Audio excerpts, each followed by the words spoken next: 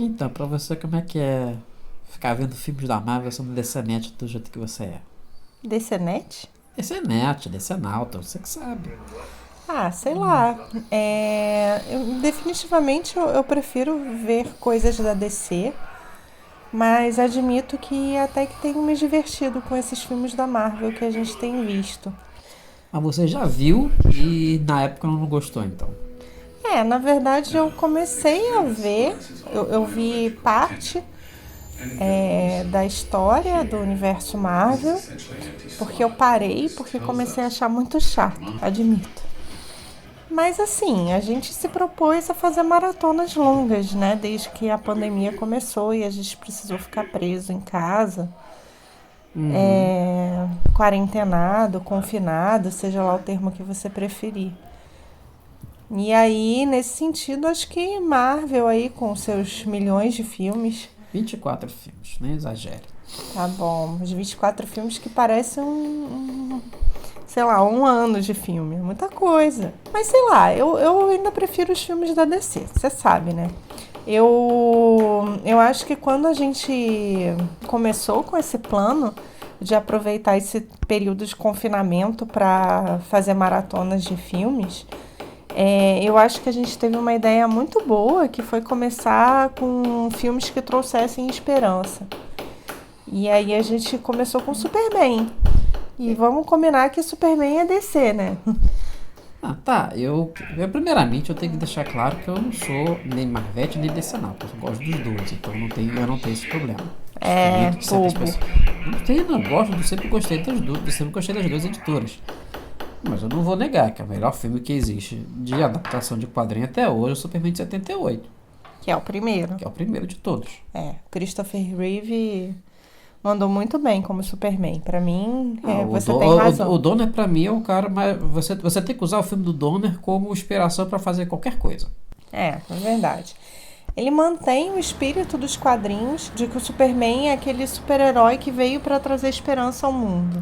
E aí, nesse sentido, o Superman 2 e 3 e 4 se perdem bastante, sendo que o 4 ainda retoma um pouco isso, apesar de ser um filme horroroso. No texto do filme, eu acho que ele funciona bem. É, o problema do 2, 3 e 4 é que o Donner não tá como diretor.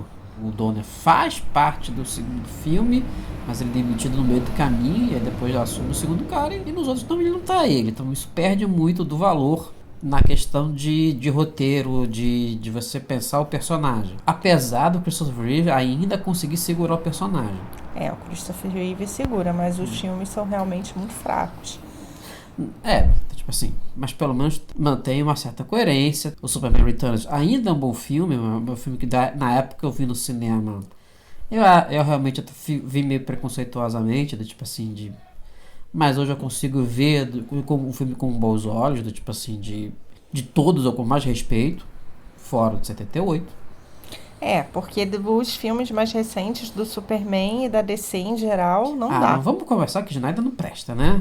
Vamos, se você começar a falar de Snyder, querer defender Snyder, você tem problemas comigo. Eu sei que eu tenho problemas com você, mas eu jamais vou defender Snyder. Para começo de conversa, porque antes mesmo de fazer o filme do Superman, entrar mais nesse universo de Liga da Justiça, o Snyder fez o Watchmen, destruiu aquela que é a minha melhor e mais querida história em quadrinhos, minha história em quadrinhos preferida. Então, nunca vou perdoar o Snyder, não gosto Não, dele. o Snyder não tem como ser perdoado, tipo Não. assim, não, e até mesmo 300 eu acho que é uma história ok, mas o Snyder consegue destruir tudo, pra mim é difícil. E aí eu acho que o Superman, Batman, todos esses filmes mais recentes, tirando a Mulher Maravilha, Patty Jenkins e a Mulher Maravilha eu respeito, mas todos os outros, Peraí, e o Shazam? O Shazam é legal. é, O Shazam é legal, pô. mais ou menos. Ah, eu gosto do Shazam. O legal da gente ter visto o Superman nessa pandemia é que a gente acabou puxando outros filmes de heróis pra gente assistir. Isso foi bacana, porque a gente fez aquela coisa de maratonar todos os filmes do Batman. Isso foi muito legal. Foi interessante fazer os dois filmes do Tim Burton e os dois filmes do Joel Schumacher, que a gente dá alguns méritos pros filmes, tipo assim, O pessoal fala muito mal do Batman e Robin e tudo mais, mas eu acho o Batman Eternamente revendo muito pior. Ele não é ruim sendo engraçado, ele é ruim abominável. Mas definitivamente nenhum Batman é pior que o Ben Affleck. Aí é chovendo molhado, pô, é fácil. É verdade, mas aí é o senso comum, tem toda a razão. E hora que teve o Val Kilmer, hein? No meio do caminho. Val Kilmer é um Batman melhor do que o Ben Affleck, o que é uma coisa muito impressionante, sem a menor dúvida. Eles conseguiram isso. E aí foi legal, porque do Tim Burton, eles tinham uma pegada mais escura, né? Mais... Ele quis levar as coisas pro lado gótico do Tim Burton, coisa e tal. E aí o Schumacher pegou mais a parte da série de 66 e dessa quebrada. Mas, sei lá, eu acho que foi legal da gente ter entrado nos Batmans, porque dos Batmans a gente resolveu fazer a maratona dos filmes do Christopher Nolan. Sim. Ainda estava no início da pandemia, quando a gente começou, e eu acho que foi muito legal a gente ter visto o Memento, e aí depois a gente migrou A Origem, Sim. e para aquele filme Interestelar.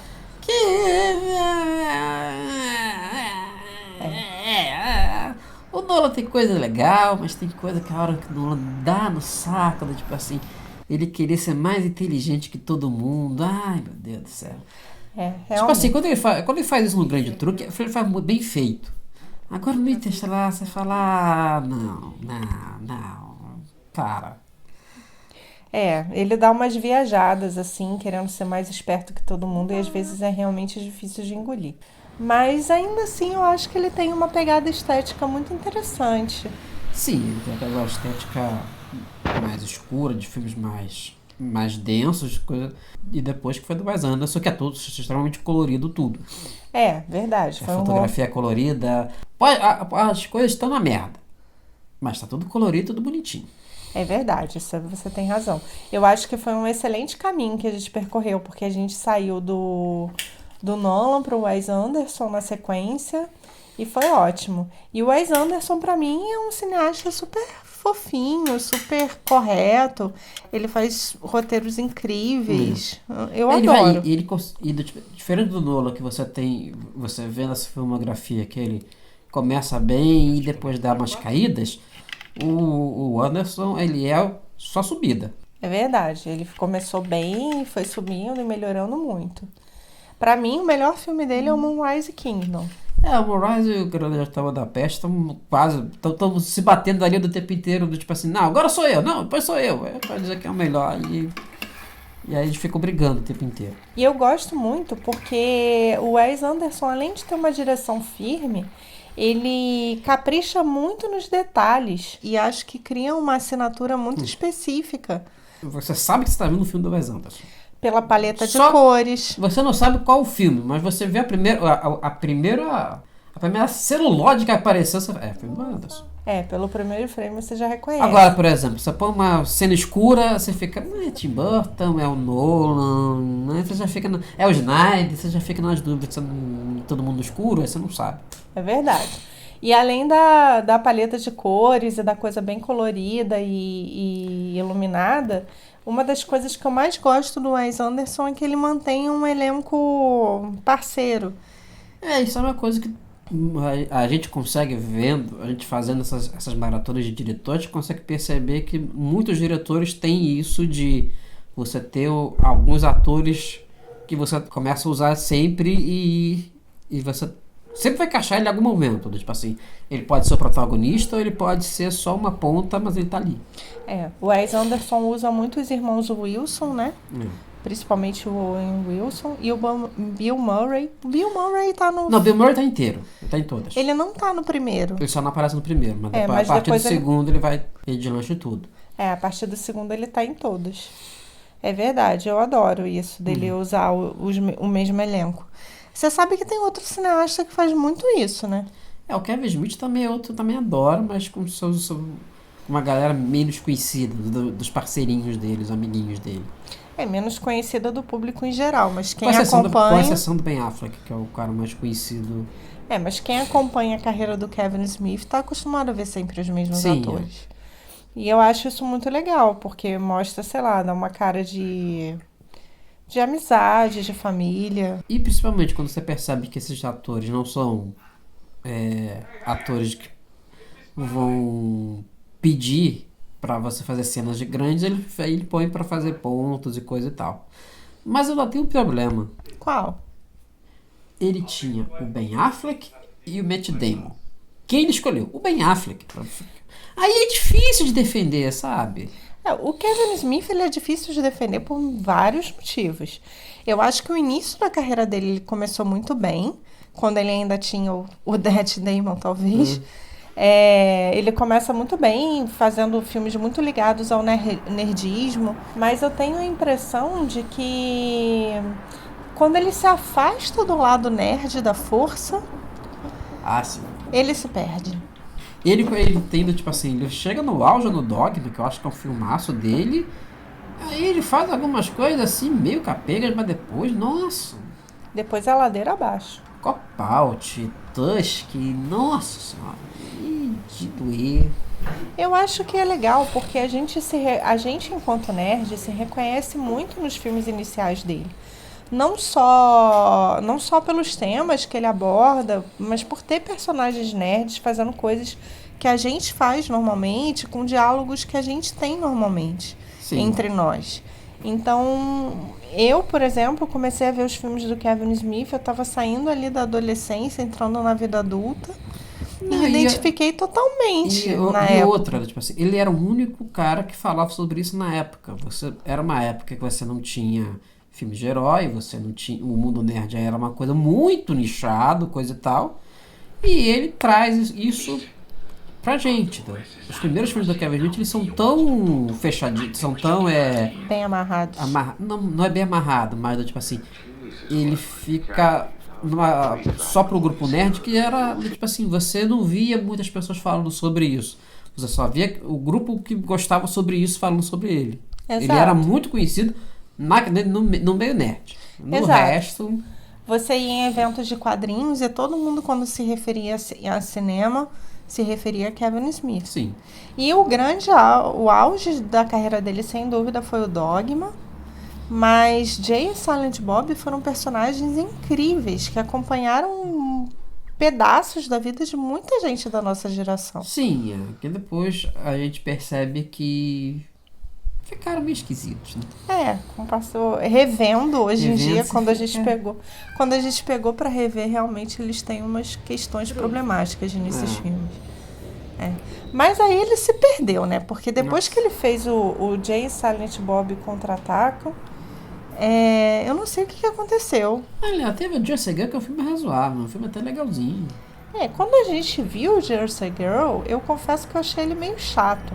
Mas quando a gente chegou ao final da filmografia do Kevin Smith, eu amei Jersey Girl. Perto dos outros é maravilhoso. Porque a gente estava acostumado com o estilo de filme. Aí ele muda, dá um estalo e muda totalmente.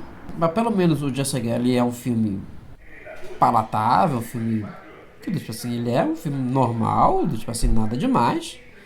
Só que os outros depois, nossa, é difícil. Difícil, dói no coração só de falar, só de pensar nesses filmes. Agora me diz uma coisa, o que você detestou mais? Cop Out ou o filme da seita mortal? O Red State? Red State. O Red State pra mim era um filme de, tipo assim, que eu, sabe, eu até hoje eu esqueço desse filme, entendeu? Pra mim não... Agora o Cop Out me irritou. É verdade. É um filme que irrita, entendeu? É um filme que irrita, sem dúvida. O outro, tipo assim, Esquecível. É que nem o filme do Pagando Bem que mal tem. É o Zack e Miri. Também é totalmente esquecível. Agora, tem um filme que ele fez mais recentemente que eu queria muito esquecer que eu assisti aquele filme. Mas você não vai conseguir. Eu não consigo esquecer isso, gente. Como é que pode? Que é aquele filme Tusk, A Transformação. Aquela cena daquele ator, que eu até gostava daquele ator antes de assistir esse filme. O Justin Long. Transformado em morsa. Gente, eu tenho pesadelos até hoje. Já tem um tempão que a gente viu. Eu não esqueço esse filme. Eu jamais vou perdoar o Kevin Smith por ter destruído a música I Am The Walrus dos Beatles, que eu adorava. Aquela imagem não me sai da cabeça. Acontece. E ainda tem o Johnny Depp no filme. Que a gente depois descobre que o Johnny Depp tá no filme porque a filha dele tá fazendo o filme e a filha do Kevin Smith tá fazendo os filmes. E aí ele, tipo assim, vamos deixando essas crianças fazerem filme aí. Porque são amigas, né? Por que Amigas. não, né? Por que não? Eu pergunto, por que fazer essa coisa? Não, e o Kevin Smith ainda pôs o nome da filha de Harlequin, né? Eu respeito. Se eu tivesse um filho, provavelmente eu botaria o filme de Luke. Eu respeito. Por falar em Luke, né? Uma das coisas legal que a gente fez também foi fazer mas literalmente toda a saga Star Wars. Sim, por ordem de lançamento, que foi mais legal. Mais ou menos. Com essa pequena exceção que a gente começou pelo Rogue One e dali a gente foi a ordem de lançamento. Realmente, assistir a saga Star Wars inteira, ainda mais que a gente fez isso em maio, no mês da cultura nerd. Pois é. Foi realmente lindo. Eu fiquei muito feliz de a gente ter feito isso. Foi difícil o final, né? Tipo assim, que a gente, em vez de fazer só as 3 trilogias e o Han Solo, a gente foi se arriscar para fazer as 2 Caravanas da Coragem e aquele bendito especial de Natal. O especial de Natal de Star Wars é uma das maiores bombas que eu já assisti na minha vida. Eu acho que nessas maratonas que a gente fez até esse presente momento, a gente pode dizer que a gente teve 4 filmes extremamente complexos. Que nos marcaram profundamente. De maneira negativa. O especial de Natal de Star Wars, o Supergirl, de 1984, o Tusk, que eu já falou, e o fabuloso Meet the Feebles. Meet the Feebles do Peter Jackson. Porque ainda teve essa, a gente passou pela filmografia inteira do Peter Jackson, que é uma das filmografias mais instáveis. Eu diria que, na verdade, se você vê só os filmes do Senhor dos Anéis e o Fome Animal, aí o King Kong. O resto você joga fora. Joga fora. Fome Animal é maravilhoso. Nossa, aquele é um filmaço. Cenas impressionantes, muito bem feitas, de sangue e corpos sendo dilacerados. É definitivamente um dos melhores filmes de zumbi que eu já vi. Mas Meet the Feebles também é uma bomba. Você vê um filme que é uma mistura de Muppets com pornografia. Foi difícil. Você tem um filme que é um Muppets com pornografia, uma transformação de humano em morsa, o filme da Supergirl, onde ela podia escolher ser qualquer coisa e virar uma colegial, sabe-se lá por quê? Foi mal. Realmente. E o especial de Star Wars, onde os protagonistas são a família do Chewbacca. Chewbacca tem uma família? E aí tem números musicais no meio? Não, aquilo foi muito ruim. Difícil. Não, realmente muito difícil. Nós estamos sendo muito guerreiros nessa maratona, eu acho. Tem horas que a gente tá... é difícil, mas a gente consegue. A gente achou que a gente tá nessa esperança de as melhores irem pra gente conseguir ver filmes mais consistentes. E o futuro a gente já vai começar bem, porque... Você já tem um Sérgio Leone por aí, que já é uma boa coisa. Nossa próxima etapa vai ser assistir a filmografia do Sérgio Leone. Vai ser bom. Isso.